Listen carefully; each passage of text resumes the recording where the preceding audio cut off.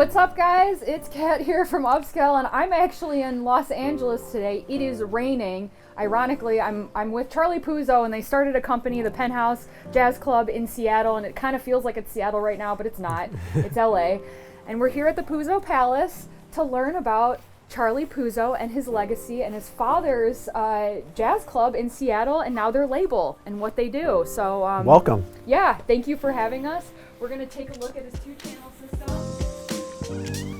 Watch your step. We have some filming equipment here.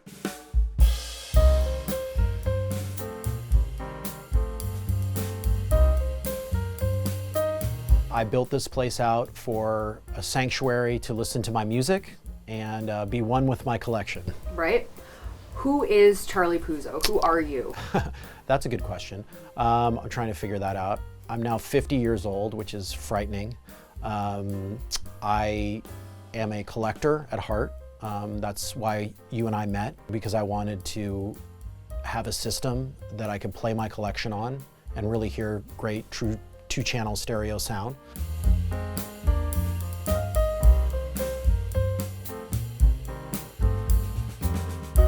What provoked your dad to start a jazz club? He moved to Seattle in the 50s and was bartending and wanted to open up an establishment where he could, provide music and great entertainment, as well as serve drinks and make a little bit of money for his family.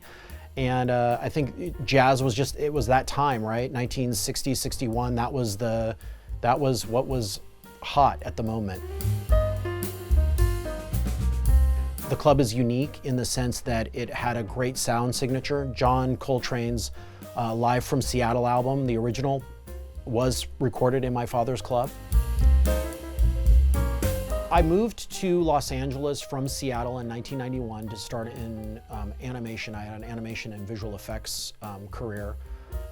And while I was in the film business, I met a lot of music people, and I would tell them about my dad's club and these tapes that I would have, and everyone would be like, oh my gosh, they're so valuable, they're this, they're that.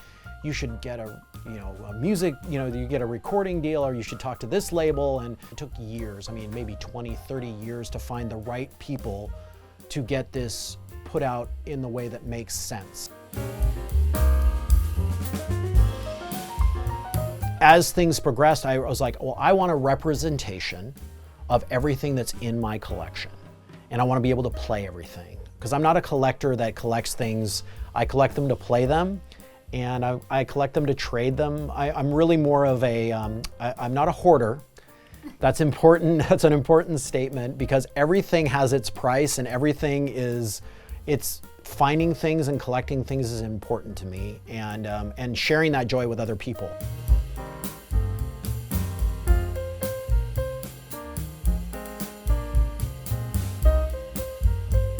I think having a new space, I finally had a space for all of my stuff in one space and a little bit of room. So I really wanted to create a perfect two-channel system, whatever that means.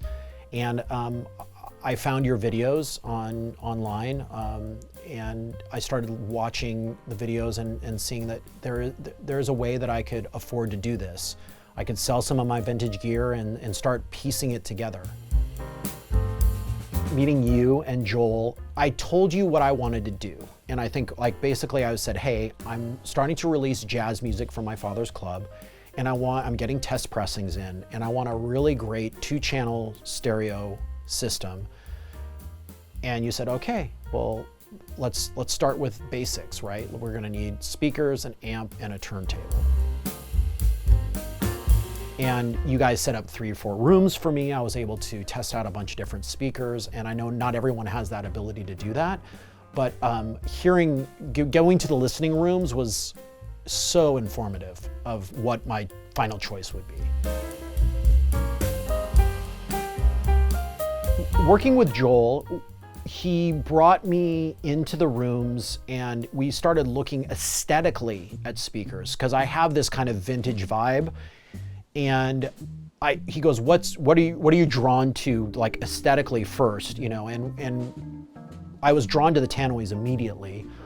And I kind of had my eye on Feickert, because that's the name that I knew.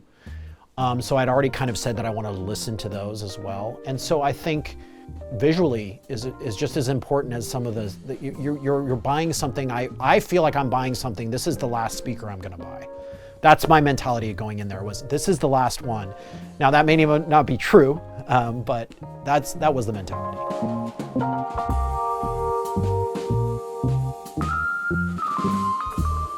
So now that I have everything set up, I think my favorite piece of gear has got to be the PrimaLuna Evo 400, the tube amp here.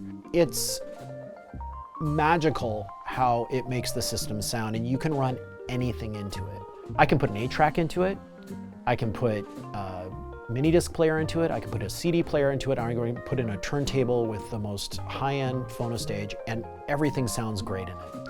And it's got this really beautiful sound to it, and I've hooked up different speakers to it. It's just, I think it's the most versatile piece of gear that I own, and I was never a tube guy. I hadn't even thought about getting into tubes, and now, like, even the DJ mixer I'm ordering is gonna have tubes in it. So I'm like all about tubes now.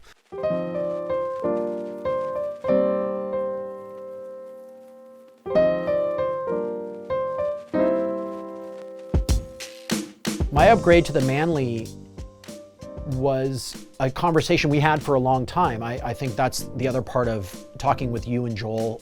The customer service has been, you know my system, you know me. And we talked about, I started out with a Sutherland, which I think was an amazing phono stage. But I wanted something that was going to bring the music a little more forward. I think after listening to 2 channels, like a really good 2-channel system in my home for a long time, I wanted to push it forward a little bit. I knew that I could get a little more out of the needle that I had chosen and the turntable I had chosen, and that's what it brought. It brought the music forward. And I think I was always worried about matching tubes with tubes, and I don't find that that's a problem at all. I think you can do hi-fi for not crazy money. You can get into this hobby without spending a tremendous amount of money. You guys have plenty of stuff at Upscale that you can start with. It's worth it if you're going to spend the time with it. It's not worth it if it's just going to collect dust. Make sure that you find out what really you're going to use your system for, and then enjoy it.